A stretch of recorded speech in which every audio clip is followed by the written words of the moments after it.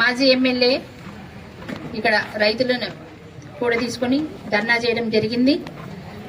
ఆయన తన ఆత్మసాక్షిని ప్రశ్నించుకోవాలి. గతంలో తను ఎమ్మెల్యేగా ఉన్నప్పుడు ఏమాత్రం రైతుల మీద ప్రేమ ఉంది, రైతులకు నేను ఏం చేశాననేది ఆయన ప్రశ్నించుకోవాలి. ఇక్కడ తల్లాడలోనే మరి రైతులను మోసం చేయలేదా ఆయన? 743 మంది రైతులని 743 మంది పేర్ల మీద రూపే కార్డులని దుర్వినియోగం చేసి 42 లక్షల రూపాయలని అక్రమంగా వాడుకొని ఇదేమని ప్రశ్నిస్తే కోర్టుకు వెళ్తే అప్పుడు అసలు డబ్బులు కట్టారు. మరి తర్వాత మళ్ళీ ఈ అన్యాయాన్ని ప్రశ్నించినందుకు ఇప్పుడు కోర్టు సరైన తీర్పు ఇచ్చింది. ఇప్పుడు 18% ఇంట్రెస్ట్ తోటి మళ్ళీ పే చేయమని. మరి ఇలాంటి ఆయన అదేవిధంగా ఖమ్మంలో రైతులని మిర్చి రైతులని మద్దతు ధర అడిగినందుకు అరెస్ట్ చేసి సంఖ్యలు వేసి జైలుకి తీసుకెళ్ళినప్పుడు అప్పుడు ఏం చేశారు? అలాగే బీఆర్ఎస్ 1 లక్షలోపు రుణమాఫీ కూడా సక్రమంగా చేయలేకపోయారు. 4 విడతల్లో సగం మందికి చేసి సగం మందికి వదిలేశారు. ఇలాంటప్పుడు లేని రైతుల మీద ప్రేమ ఇప్పుడు ఎలా వచ్చింది ఆయనకి?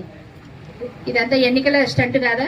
ఎన్నికల ముందు వచ్చి హడావిడి చేయడం అనేది బీఆర్ఎస్ నాయకులకు బాగా అలవాటైంది. 15 సంవత్సరాలు కూడా కల్లిబొల్లి మాటలతో మభ్యపుచ్చుకుంటూ వచ్చారు మాజీ ఎమ్మెల్యే గారు. ఇకనైనా తన ధోరణి మార్చుకోవాలి. కాంగ్రెస్ ఎన్నో సంక్షేమ పథకాలు ఎన్నో అభివృద్ధి పనులు చేస్తూ వస్తుంటే కాంగ్రెస్ ప్రజల్లో పెరుగుతున్న ఆదరణ తట్టుకోలేక ఇలాంటి అనుచిత వ్యాఖ్యలు చేయడము, ఏదో కల్లిబొల్లి మాటలతోటి ఇంకా ప్రజలను మభ్యపెట్టాలని చూడడం చాలా శోచనీయం. ఎందుకంటే గత ఎన్నికల అసెంబ్లీ ఎన్నికల్లో చూసాము, అలాగే ఎంపీ ఎన్నికల్లో కూడా చూసాం. ప్రజలు మీకు తగిన గుణపాఠం చెప్పినా కూడా ఇంకా బీఆర్ఎస్ నాయకులు తీరు మార్చుకోకపోతే మాత్రం ఇంకా రాబోయే ఎన్నికల్లో కూడా ఘోర పరాజయం తప్పదు. మీకు నిజంగా రైతుల పట్ల కానీ ప్రజాభివృద్ధి పట్ల కానీ ప్రజా సంక్షేమం పట్ల కానీ ఏ మాత్రం చిత్తశుద్ధి ఉన్నా పాలనలో మాకు సహకరించండి. ఏదైనా ఉపయోగకరమైన సలహాలు సూచనలు ఇస్తే మేము అవి పాటించడానికి మాకు ఎటువంటి అబ్జెక్షన్ లేదు.